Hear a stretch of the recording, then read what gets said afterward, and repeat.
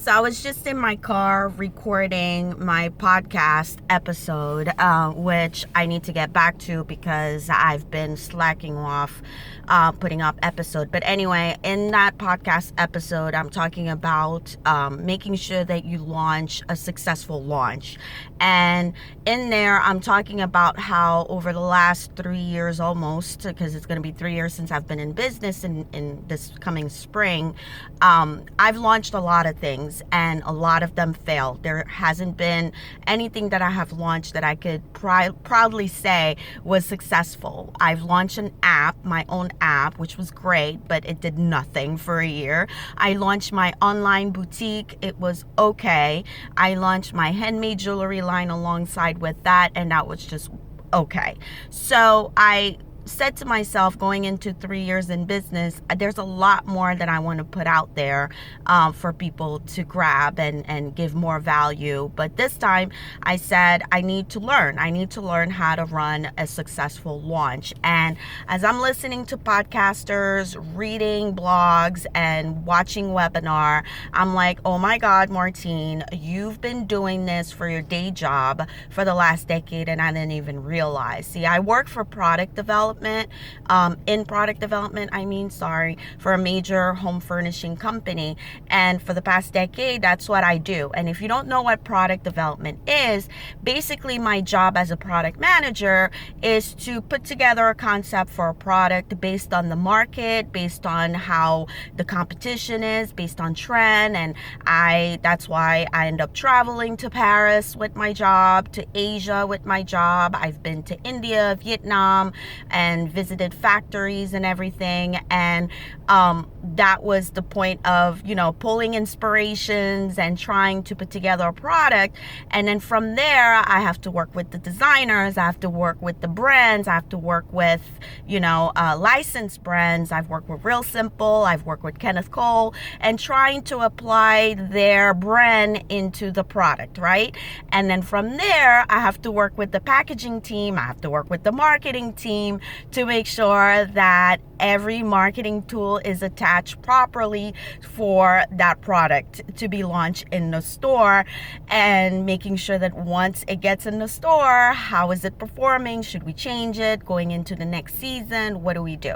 Now I'm talking in general, but it's really a handful of product. It's 10,000 SKUs and whatnot. But the point that I'm trying to make is what I'm doing right now, I'm applying that product development phase into putting together my launches. I'm launching an ebook coming up soon next year. I'm launching free stuff. I'm launching a lot of content, and I just don't want to put it out there for it to sit and collect dust. So what am I doing in the meantime? I'm building trust. I am building my audience to understand the value that it is that I can bring to them. So that way, when they are trusted, they will not question once I have the launch out there to potentially explore opting in and getting it for themselves to apply it in their business. So my advice to you is, whether it's a service-based business like myself that I have right now, or a product-based business that you have, meaning you're selling shirts, you're selling clothes, you're selling a product, you need to apply a launch system. Don't rush into it. Make sure you take your time to gather your facts. Make sure you take your time to actually reach out and collect your audience, build that list of people that will benefit from the product that you're going to put out in that launch, and create that relationship. That first touch point is to build a strong customer base, right? So I don't know, like what I'm doing right now, I'm making sure that I have blog posts up. I'm making sure that I show up. I'm making sure that I'm networking. networking. I'm planning to go out to a couple of events, get people to know me, get people to follow me, and, you know, really see the value that I have with my content.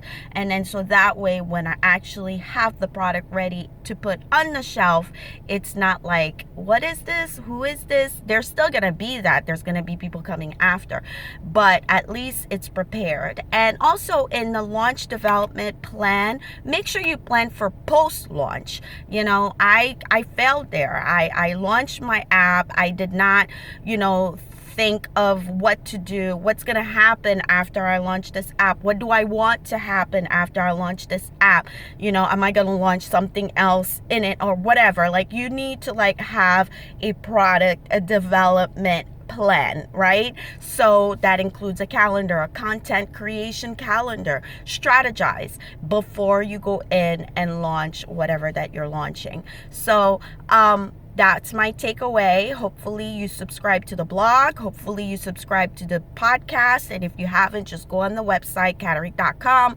pull in all the links and figure it out on how to follow me.